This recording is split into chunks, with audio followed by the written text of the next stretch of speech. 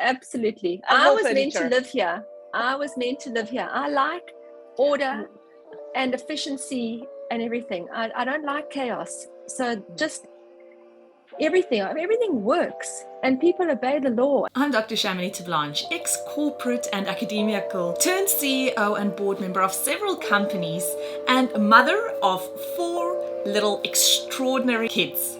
But it wasn't that long ago that I lacked the confidence, the know-how, and the time to focus on designing and really going after the life that I so wanted to live. A life of freedom, of fairness, and of being fair dinkum to who I really was and what I wanted to get out of this fleeting time that we have on Mother Earth. Fast forward to many lessons learned and moving halfway around the world to the most amazing country, you'll see the life that I now live. One that gives me more safety and freedom than I ever thought would be possible, and that really only existed as a daydream while I was living in South Africa. I created Shamini TV to give you true spot advice on how you can also live a life in this amazing country, and so that you can see how another couple like us now live in Australia with 4 little kids here in Down Under. And I'll be providing you with step-by-step strategies so that you can make your Aussie dream a reality too. If you're a keen future Aussie who's looking to create a life that excites you and offers you safety, freedom, and opportunity, you have come to the right place, my friend. Welcome aboard.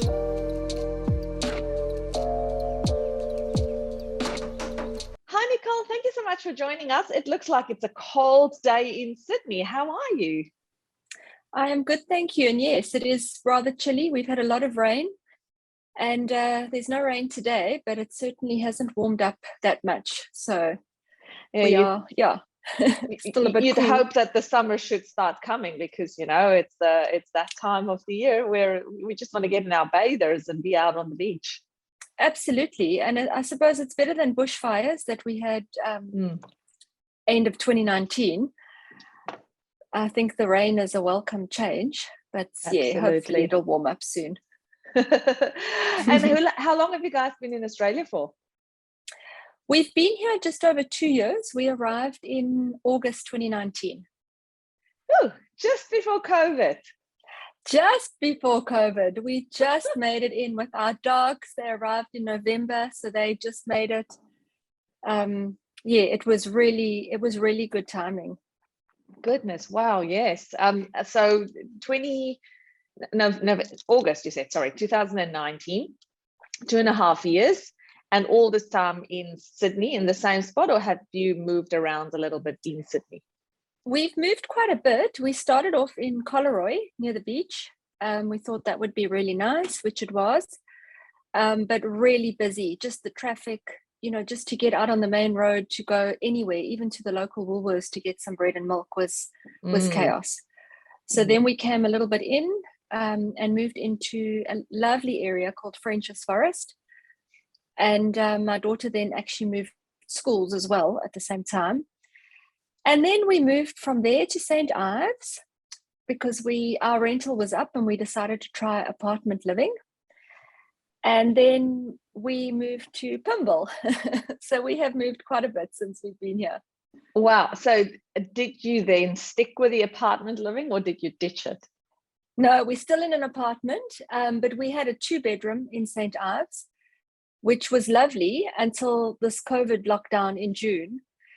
You can't live 3 people and 2 dogs in an apartment when my daughter was trying to do her schooling. My husband was trying to work from home. With only 2 bedrooms, he's sitting at the dining room table all day and on conference calls, and her and I are getting like the shh, and the dogs are noisy because they want to get out and play.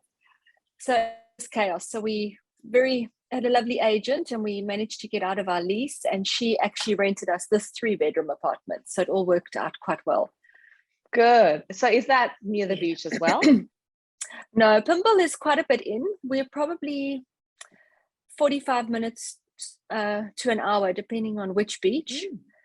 But again, in Johannesburg, we were nowhere near a beach. So it's okay. I don't mind a little bit of a drive to go somewhere nice.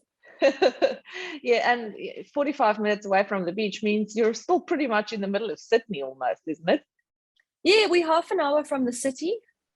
Mm. And probably, like I say, half an hour to 40 minutes away from various beaches, depending on where we want to go. Yeah.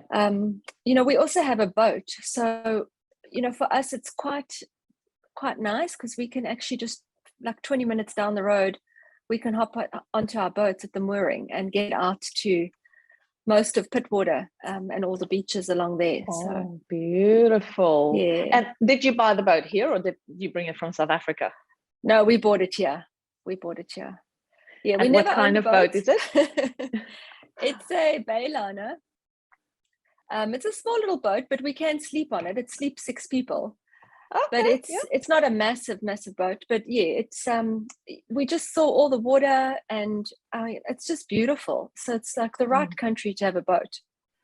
Yeah, I'll talk about lots of water. You can keep going on a boat around Australia for years and you will still not be able to see everywhere. So much Absolutely. water. And also inland. Well, I won't say there's the Nile River in the middle of Australia, but each city has got a beautiful river. Yes. And passageways and things that you can explore. So how much have you seen of Australia since you guys basically arrived mid-COVID? Have you been able to move around at all? I mean, we've not seen move houses because you've done a lot of house moving. That we've managed during COVID. We've, lucky enough, actually managed a lovely trip to New Zealand in the January before COVID came this way. I mean, I know it had started already in the Far East, but we managed that trip. We've managed to get to Noosa in Queensland. That was lovely. We had a great holiday there. We've done a Melbourne trip very quickly to fetch our dogs out of quarantine. A couple of Canberra weekends. Yeah. And that's about it, to be honest. That's all we've managed to see and to squeeze in. So it sounds like a lot. Like people say, well, you've been to 2 different states and you've been to Canberra, but yeah, I think we could have done a lot more had we been able to travel a bit more. Well, that's the thing. You guys have been restricted quite a bit. Yeah. Over in WA. No, absolutely. We've been able to move around within WA, but we haven't had much of a lockdown here at all. But I know that Sydney has been different. But now the borders are open and you guys are able to move around. So what's the plan? Where are you going to head to go and stretch those legs, so to say, the travel legs? To be honest, we're off to Orange next week or this coming weekend, but we're not planning to go anywhere because I'm still a little nervous with these borders just closing at a drop of a hat. Oh yeah. And I can't afford to be stuck on the other side. And we've got our dogs here with someone looking after them. And I will wait. So no plans yet. Until there's more certainty. And there's a lot to see in Sydney. So I'm sure we can have a few great holidays without risking crossing a border. Absolutely. Sydney itself has got so much to see. If you just go to a new restaurant every second day, you'd still be going after 5 years. Absolutely. I'd say. Yeah. So tell me, Nicole, why Sydney? How did moving to Australia happen for you guys? What was that trigger that made you go, okay, we got to go to Australia? And then how did you land in Sydney? We never chose Australia. I think it chose us in its way. We always said, my daughter was only 8 when we moved here, and because she was young, we always said if opportunity came up, we would take it. We would, keep our options open and we would take it. And my husband's company, he wasn't really loving working for them, but one of his big suppliers that he had worked for with a past company, and he had worked with them for about 20 years, the supplier actually offered him the position in Australia. So yeah, it wasn't really something we were looking at the time. He was just going to bide his time where he was, and we were going to just wait it out a bit. And they offered him a position in March 2019, and he had a start on the 1st of September 2019. So we had just short of 7 months to sell properties, prep dogs, and make it, and basically get here. We had never set foot in Australia. And we had a choice between Adelaide and Sydney. I mean, the visa is not specific to a state, so we could actually have lived anywhere. But the head office is in Adelaide, but most of the client base is in Sydney. So Right. those seem the two most practical states to choose. And I've got an old school friend in Melbourne, and she said to me, go to Sydney. She said, you'll love it. She said, Adelaide's quite a sleepy town.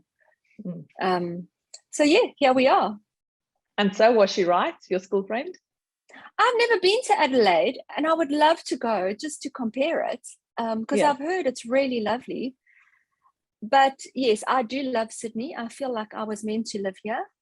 It's just very expensive. So I think in time, we probably will relocate to possibly Adelaide or Queensland. I don't think we will stay here for forever.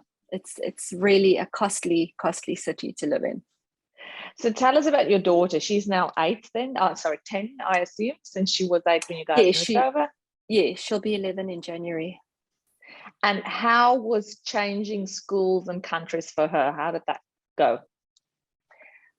She managed a lot better than I expected. She's a very anxious little girl. She even struggled to settle in at her school in Johannesburg. She would still have, especially after a long weekend or school holidays, she would have like a little bit of a panic going back to school. But I think it was such a big school that maybe it was just quite overwhelming.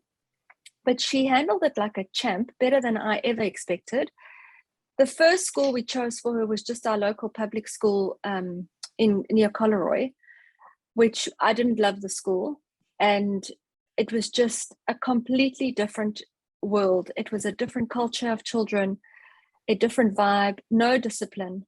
That I've struggled with Australian culture, if it is the children are quite free, and everything, language, what they're exposed to in terms of maturity levels, there doesn't seem to be any cap on it. And I really struggled with that. And when we moved to Frenchs Forest, we actually made the decision, a strange one, but actually to move her to a very small school and just see if it was any better. And she has absolutely thrived there. The children are nicer. It's a much nicer environment, more discipline, more structured. Is it also public? No, it's actually a Catholic school. So it was a bit of an odd decision, because I'm not a practicing Catholic, even though I was brought up as a Catholic, and my husband is not basically any religion. So it wasn't something I would have ever gone head on to choose when we moved here. But definitely I wouldn't go back, and I will send her to a Catholic high school, because we've been so happy with just their level of education. Yeah, it seems to be a very common thing, though, that a lot of people who are not Catholics choose to put their kids in the Catholic school system, because I think they are so structured and rigid, maybe, if that's the word. Very like the rules are being enforced very well. Absolutely. And very nurturing. They actually do care. They seem to care about the children as individual people, and not just like many kids at a school where I mean, we never met the principal of the previous school. I don't even know his name until like 3 months in. Never met him. He never introduced himself. Our current principal did the school tour for me. He makes sure the kids get into, your car in the afternoon. He's always out in the parking lot and talking and greeting everybody. Just a different, a different mindset, I suppose. Yeah. So how small is small, if you say that the school is small? It's tiny. So they have currently one year 5 class, and there are 13 children in the class.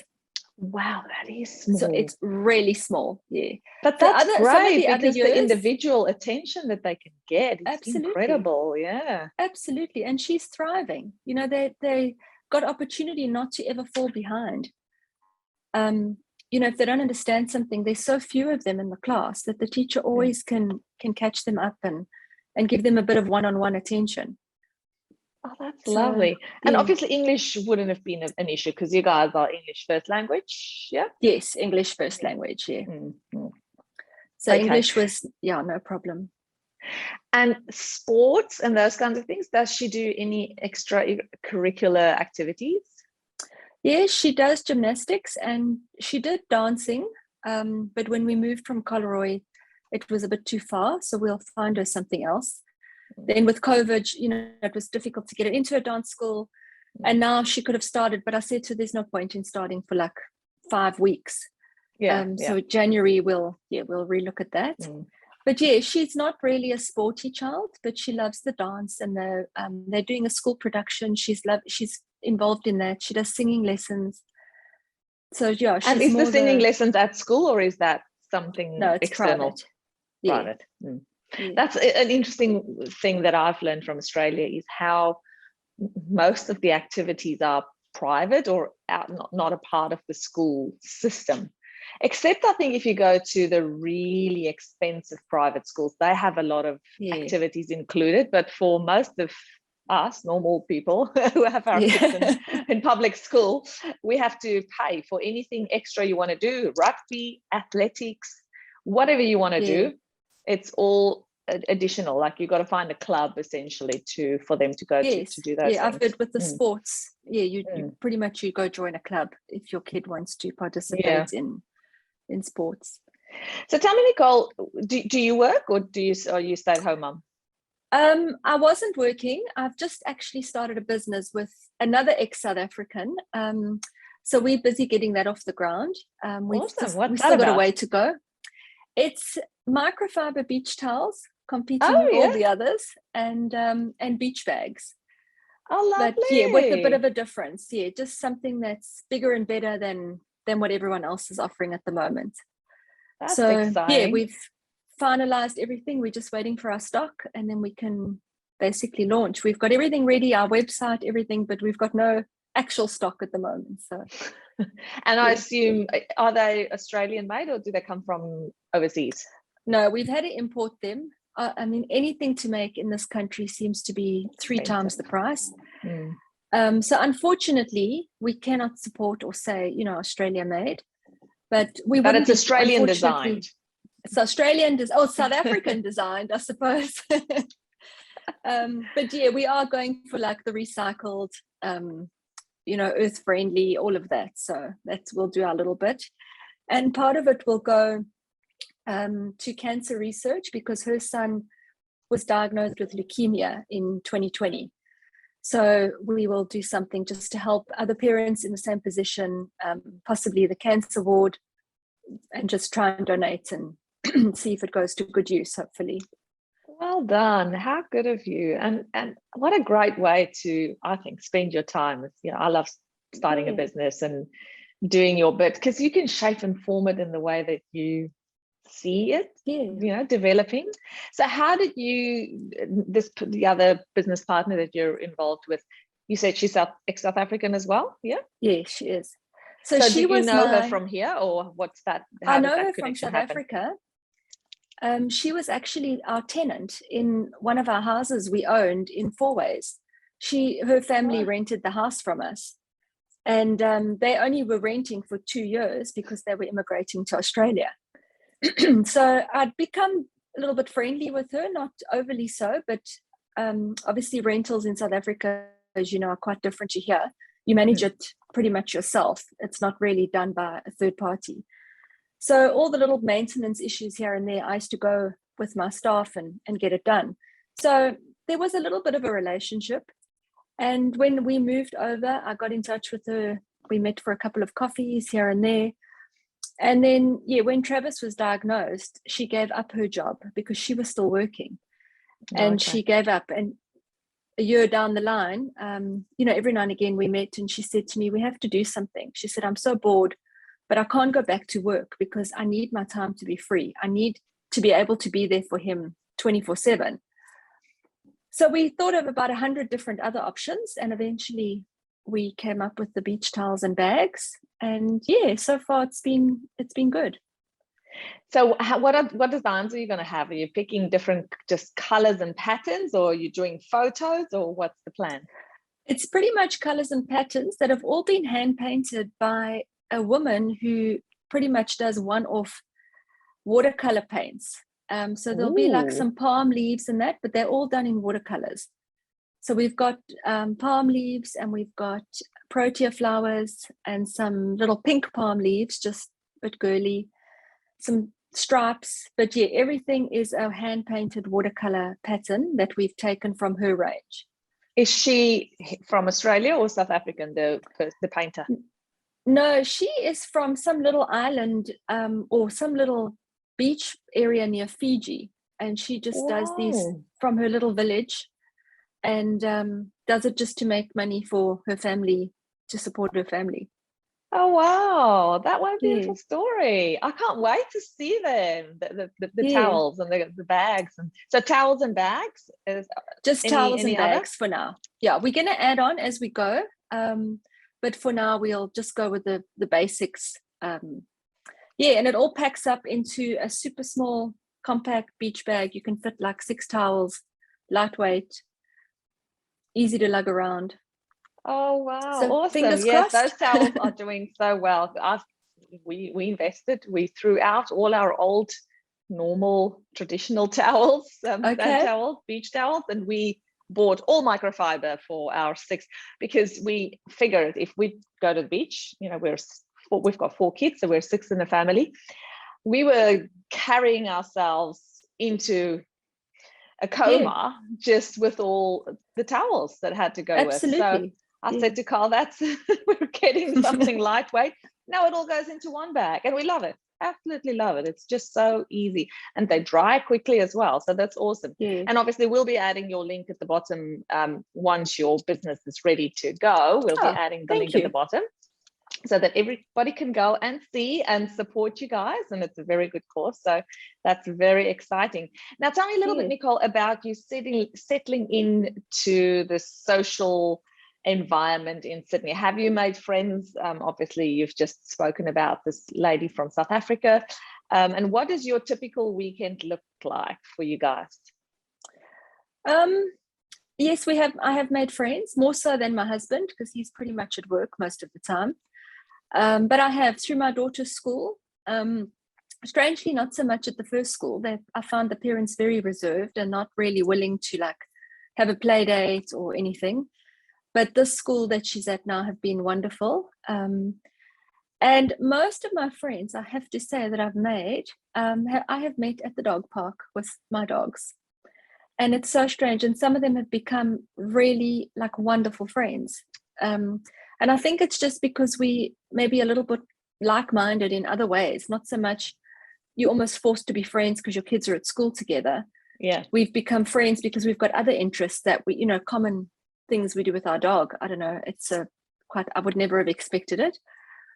But yeah, most of our weekends, we've got, strangely enough, another South African couple, 2 actually. One arrived the December after us, that the guy is very good friends with my husband.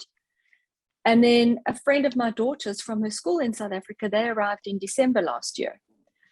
So yeah, we catch up with them. My husband's friend, we're generally out on the boat with him and his wife and their daughter, because they love the water. And it works out quite nice because they've also got one daughter. So it's quite a good balance between. How old is their daughter? She's a little younger. She's just turned 9. Oh, that's still fine. That's still within the acceptable play ages. It is. They have accepted each other. Yes, they've had to, because we're all friends. But yeah, I mean, if the weather's good, we are pretty much out boating, paddleboarding, just out on the water. If the weather's bad, we normally end up braaiing or barbecuing, as they say, just for our own entertainment. But do you barbecue on gas or on coal? You have to barbecue on gas, Sydney. You're not allowed to have a flame fire. Bricks. Oh no. Wow. Yeah. So in limited certain areas you can, but in apartment buildings, public spaces, it's all gas. Yeah. So unfortunately we have gas. Yeah. Oh well, when you travel, you can do camping. I'm sure that you can find some spots where you can have some open fires. So that's something to look forward to. Yeah, we've done one very small camping weekend, and we took a little charcoal grill from Bunnings with us. But the general, unfortunately, is gas. Yeah. And do you miss any South African food, or do you manage to get most of what you want to have around in Sydney? Yeah, we get everything. And with the local butchers, I mean, we enjoy not specifically South African, but just like a nice steak or lamb chops, Mm. boerewors. I mean, we can get all of that from the local butchery. So Yeah. it hasn't, I don't really miss much.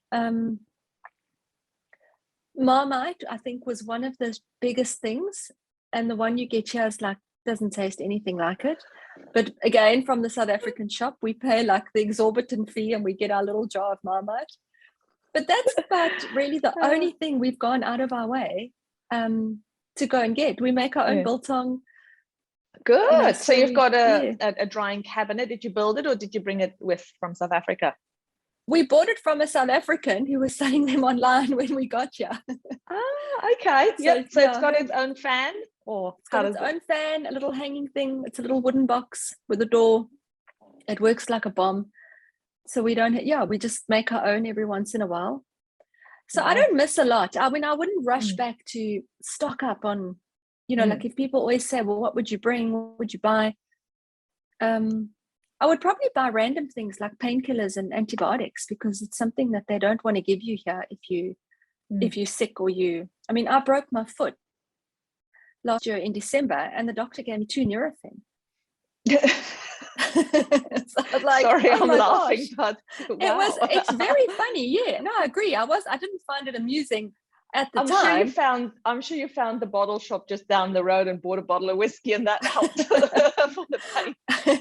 Well, we actually still had a stash of some of our South African nice painkillers with codeine in them, so it was okay. But I was absolutely like gutted. I said, so can you give me something for the pain? She said, absolutely. And she even cut the Nurofen off. She didn't even give me the whole box. She just gave me 2. Oh my goodness. Oh, that is hilarious.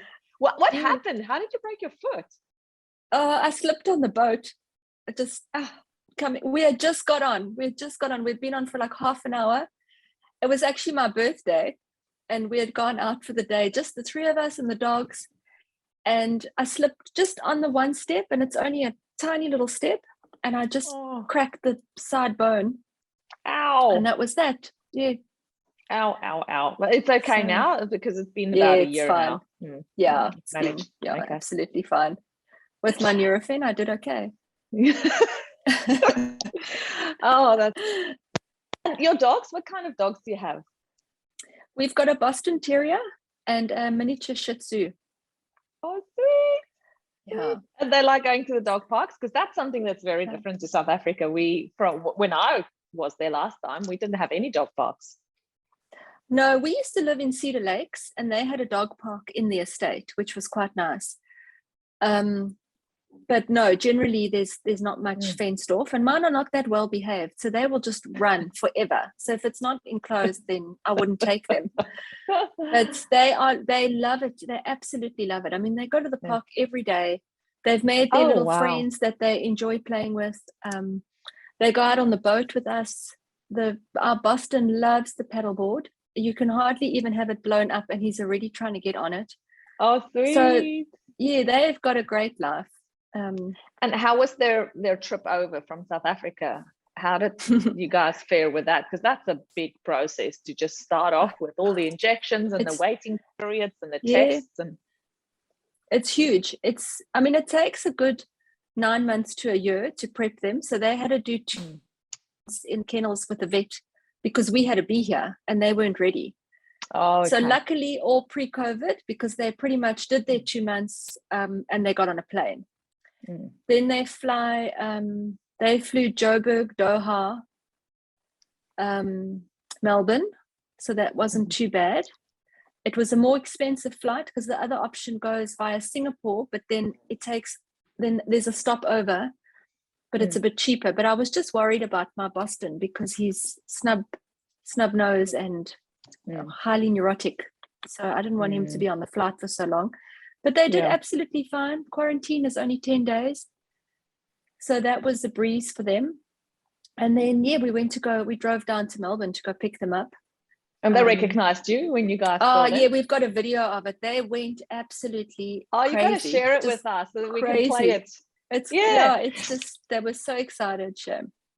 So you were happy with the process, the immigration, the moving of the dogs. Was there anything specifically that you that you wish you had done differently with moving your dogs over? No, not with my dogs. I wouldn't have changed anything. I possibly would have brought the third one with me, because we've got a French bulldog as well, but she's with one of my best friends in South Africa. And we didn't bring her because she's also very nervous, panicky dog. But in hindsight, I think she would have been okay. And the other reason we didn't bring her is because everyone said, oh, you'll never get a rental with 3 dogs. Even with 2 dogs, it's difficult. Yeah. We've moved 4 times and we've never had an issue. We're in an apartment block now with dogs. It's not a problem. Yeah.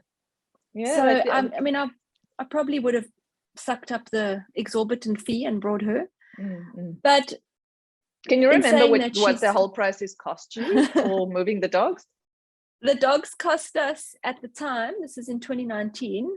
Yeah. They cost us but remember they had the 2 months of kenneling because they couldn't fly with us. It cost us 120,000 Rand. It was more expensive than us. Expensive. Yeah. Wow. Yeah. It was just, it was huge. Yeah. And so how old are they?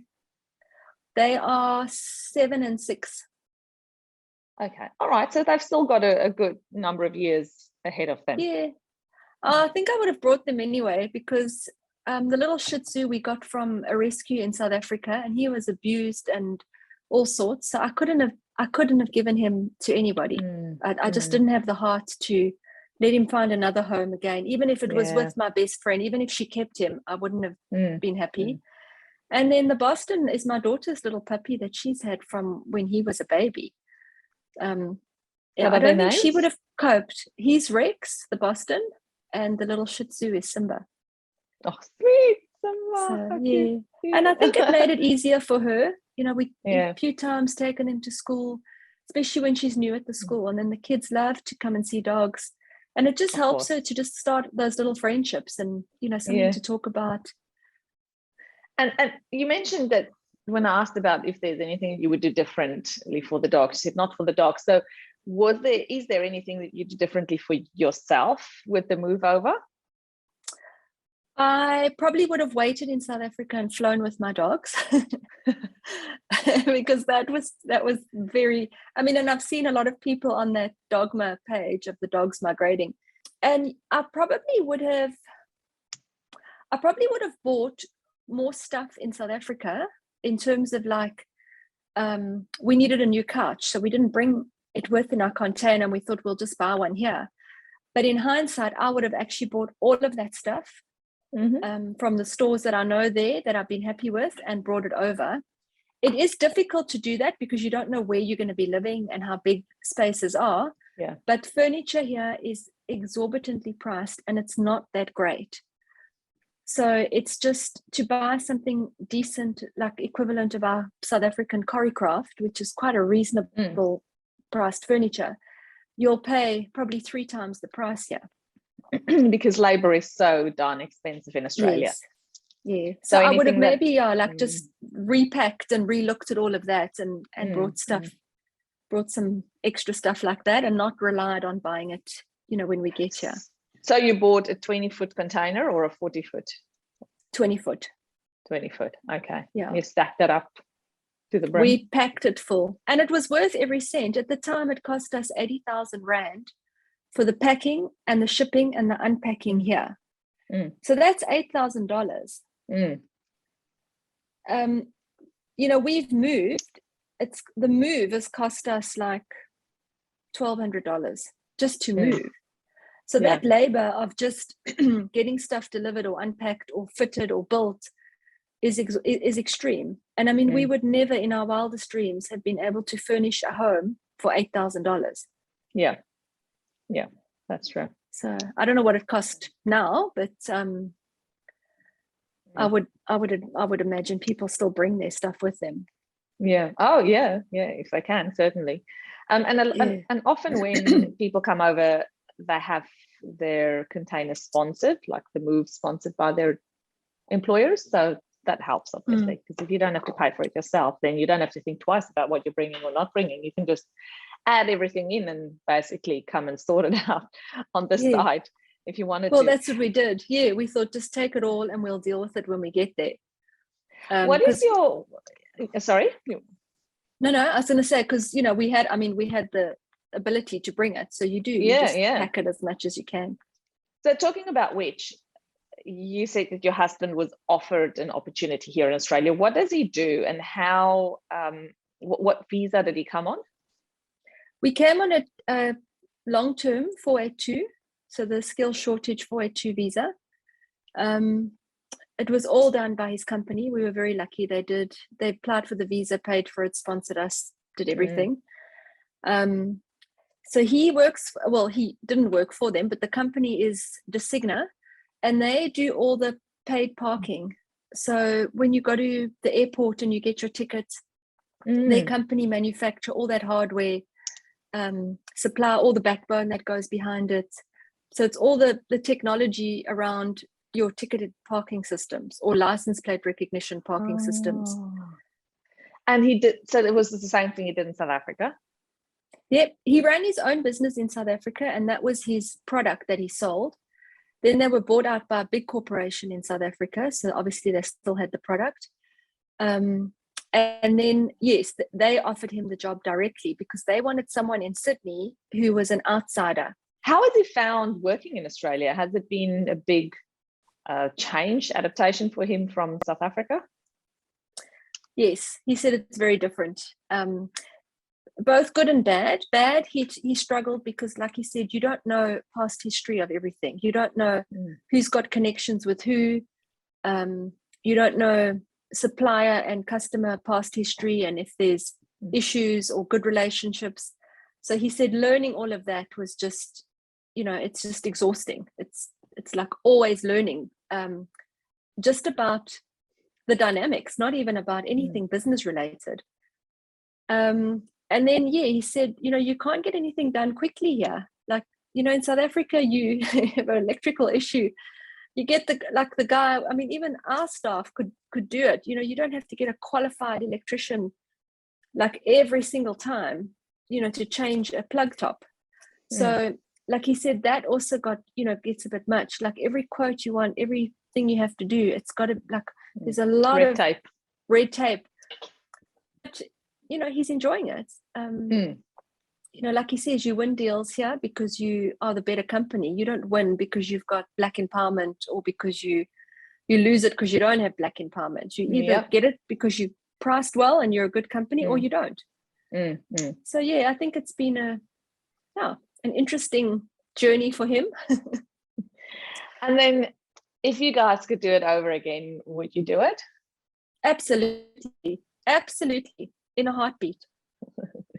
Even with all the dramas of getting the dogs over, you just bring more dogs. Absolutely. I was meant to live here. I like order and efficiency and everything. I don't like chaos. So just everything works and people obey the law and they drive to the rules. And yes, that took a lot of getting used to. To drive at 50 was like, I don't think I've ever driven at 50. So that was like a huge thing. But you respect everyone because there's nobody hooting at you because you're going at 50. Everyone's doing it and it's just the right thing to do. So I love it. Oh, that's awesome. Thank you so much, Nicole, for sharing your story. It's been fabulous talking to you and just hearing how you guys have settled in and embraced this new place called home. Is it home yet for you? Yeah, I think it is for me. My husband, I think, will feel better once we own our own property. Yeah, that makes a difference. Yeah. Yeah. But you've got permanent residency now? Sorry, I didn't ask that. No, we haven't. We can only apply. We had to have been here for 3 years before we can apply. So we can apply in August next year, provided we meet all the criteria, which I think under these circumstances has been easy because, you can't leave the country for more than 90 days. Every year, so that's okay. I don't think they're even going to track your passport. It's just like, it's been a lockdown. Everybody's been stuck in Australia. Absolutely. So and I miss my friends a lot. But we speak like every week. We all chat on the phone, a whole group of us. So they'll come visit if they could. I'll go visit if I can. But I wouldn't want to go back and live in just the craziness. This is a bit more relaxed. Yeah, it's definitely more relaxing, even though Sydney's busy. Yeah, it's the I think you're just more relaxed as a person. that's awesome. Thank you so much for sharing with our viewers. And there's so much to learn from every person's story, because every person's journey has been unique. Thanks, Nicole. I hope you guys have a fabulous day, and we'll chat with you guys again soon. Hopefully we can find out another couple of years how you guys have progressed in your Australian journey. Yeah, awesome. Thank you for all right, the chat. thank you. It's a pleasure. Take care. Thanks, you too. Bye. All right. So thank you so much for joining me today. If you had fun, please remember to hit that subscribe button, and then it'll make sure that you never miss a thing. I'll see you same time and same place next week. Bye for now.